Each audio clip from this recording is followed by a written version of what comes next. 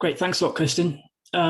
Yeah, so I was asked to talk about a fairly specific topic, and the number of different ways that this can be realized is pretty broad, actually. So I gave up trying to give a kind of comprehensive overview in 10 minutes. And so instead, what I'm going to try and do is just give a high-level kind of motivation for why this approach might be sensible, and some examples of how it can be realized, and then sum up by kind of discussing the pros and cons of this. So why you might consider it in the first place or not, as the case might be. So to frame everything, I've got a kind of, this is a fairly standard example that I like to use. We're interested in a fairly narrow remit here, so a fairly specific, small scale, single device, like a smart card. And this smart card is being used to perform some security critical operation. It doesn't matter so much what that security critical operation actually is, but it's going to involve some data that we don't want anyone else to learn. So in this case, it's going to perform AES encryptions for us. There's an embedded key within the smart cards, and we're able to send it some plain text. It's going to encrypt the plain text and then send us back the corresponding ciphertext. So up to a point, that's fine. We have confidence in how AES works, and as long as we don't give the key away, this is going to be secure in theory. In practice, however, the smart cards and pretty much any embedded electronics you can think of really potentially can be used within an adversarial environment. So the question isn't so much whether the attacker can kind of recover this key based on what we think it should do. It's going to do whatever it can do to learn information about and ultimately recover that key. So one thing it could do in this particular context is that, well, with a smart card, the attacker actually provides a clock signal and a power supply to the cards. So for instance, it could measure the power consumption of the card whilst it's executing this AES operation. This is relatively straightforward. You just place a sort of shunt resistor in line with the power supply and yeah, take a measurement with even a fairly low end oscilloscope, and you get what you want. The end product is that the attacker is able to recover some number of power consumption traces, so the instantaneous power consumption of the device while it's performing this operation.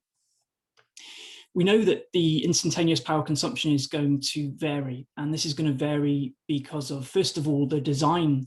So the actual sort of elements of the smart card that are active at a particular point in time will have some influence over the power that it consumes, but also the data that it's processing. This really just stems naturally from how CMOS works. The switching behavior is going to dominate the dynamic power consumption, and the switching behavior, of course, is going to be dictated by the data that's being processed. And the bad news, of course, is that the data that's being processed includes this key, which we don't want to give away. So to cut a long story short, these power consumption traces capture information about our key K. And as a result of this, it might be possible to mount some form of what's called a side channel attack. The idea here, in a loose sense, is that we try to identify and perform some analysis on sample points within our power consumption traces, which capture information about the target operation and ultimately the security critical data that we're interested in. Obviously, this is a fairly niche example in the grand scheme of things, but either way, mitigating these attacks is important within various different sort of standardization and certification processes. If we don't have a kind of best efforts or a solution for this type of thing within our smart cards, potentially this is going to limit the market in which you can sell it into, for instance. Even then, as soon as you present an example like this, lots of sort of what if questions start to pop up about whether this is kind of a reasonable scenario for the particular sort of thing that you're interested in. But I think the important points to take away from it really are the kind of the sort of general ideas. So for example, I'm talking here about power consumption. That's certainly not a limitation. We can measure basically the same information in a contactless way using EM emanation. And to some degree, at least, similar sorts of attacks are now possible in a remote way rather than in a localized way. If you want to hook up your oscilloscope to your smart card, you actually have to have it in front of you. But because lots of embedded electronics have onboard sensors to do somewhat similar things, there is the potential to run these sorts of attack in a remote way in certain situations. So the question basically is, how are we going to address this? The original research papers to do with SPA and DPA, these two types of power analysis attacks, are now more than 20 years old, and countermeasures that try to address them have been studied really since they first appeared. There's a huge range of these things, but the ones I want to focus on specifically are deemed hiding-based countermeasures. The general idea of a subset of these hiding-based countermeasures is essentially aligned with this idea of engineering difference. So you can place the type of countermeasure into at least 4 different classes that I've tried to sort of enumerate on the slide here. The idea is we try and engineer difference in terms of how our AES operation is computed, in terms of, for instance, where the target operation is computed. This would be termed spatial displacement. So, for instance, if I run it on one core rather than another core, this will change the power consumption of my device potentially, and certainly impact on how I can collect information via an EM probe. I might try to engineer difference by changing when the operation is computed. This would be then temporal displacement.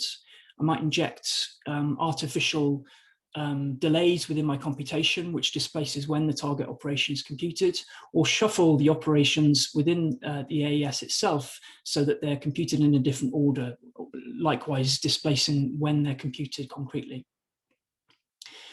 I might diversify the computation itself, which is to say how the target operation is computed. There's lots of ways that you can compute AES, and there's lots of ways you can compute individual steps within AES down to the instruction level. And then finally, obfuscation is something that could also be applied, and this is kind of summed up by the idea of whether or not the target operation that I'm observing is a real one, or maybe I inject something that looks like it's the same thing, but actually it's operating on some different fake data. Of course, when we're doing this from an architectural perspective, we want the semantics of our diversified instruction execution to match the non-diversified equivalents. We want to ultimately be computing the same things. We're not dealing with a kind of approximate computing kind of idea here. We want exact computing in the sense we really want to compute the same thing as if the operation wasn't diversified.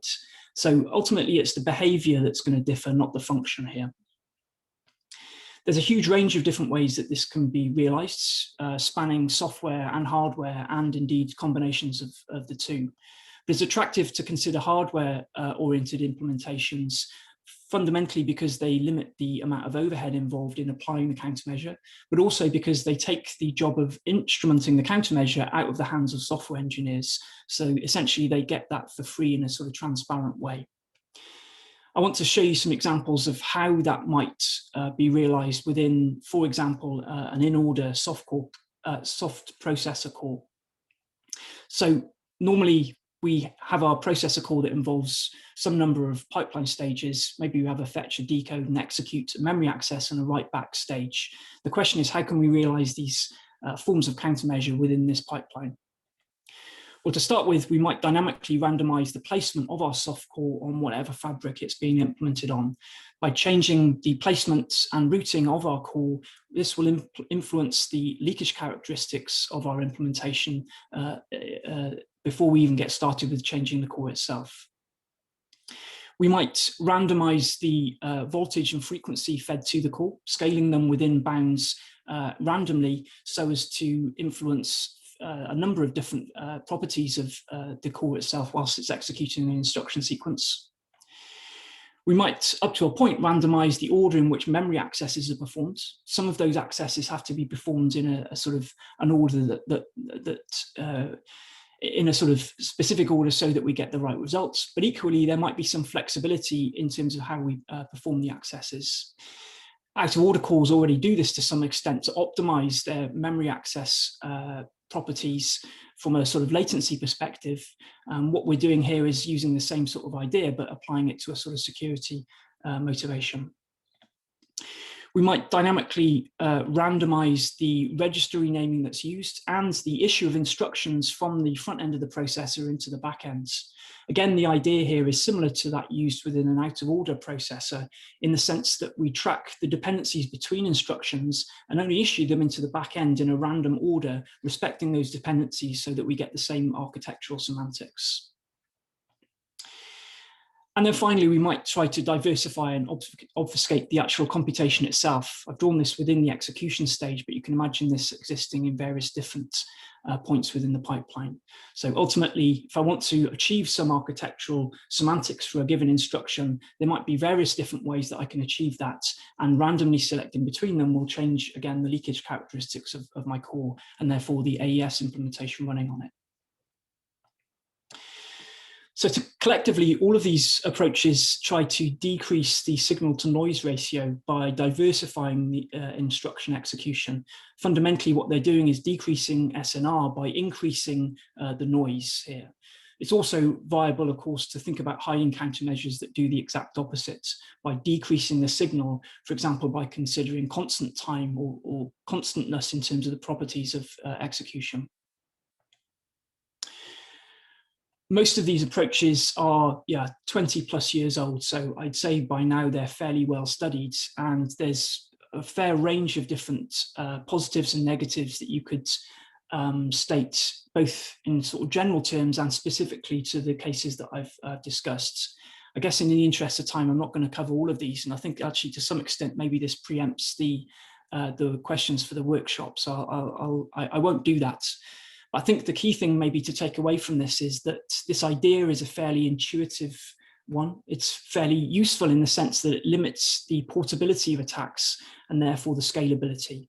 Again, going back to our smart card, that's important because you'd hope that an attack against one single smart card would be limited to that smart card and not across the entire deployment in an ideal case. On the other hand, however, all of these approaches essentially just raise the attack difficulty. They don't solve the underlying problem.